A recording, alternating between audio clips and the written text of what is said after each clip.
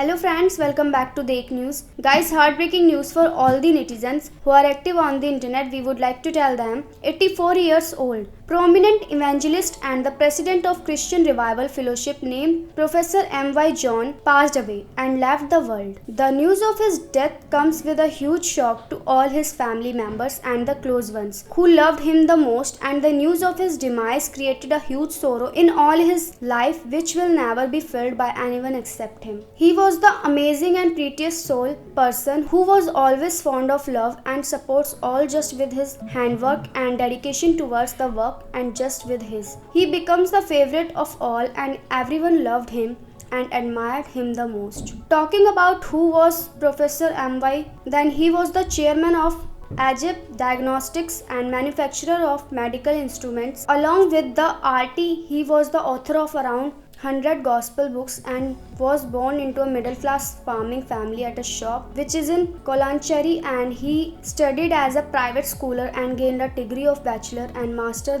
and the completed course of B.Ed which he got from the university rank. He also served as a teacher in a similar college for around 33 years, and in the same college he was appointed as the principal in the year 1995. After that he took retirement in 2 years, and he was an active fellow of the missionary group named Volunteer Evangelical Group. Apart from this, he was also active in evangelism, and he was with the group from the age of just 17 years old.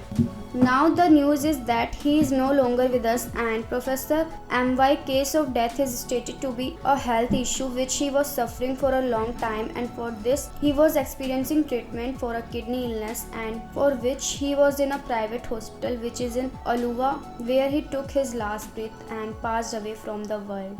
Now his fans are paying tribute his by social media sites. They are posting his pictures with emotional captions while expressing their condolence to his family and loved ones. We also express our deep condolence to his family. May his soul rest in peace. For more latest update regarding this, then keep visiting our channel and do subscribe. Thank you so much, guys.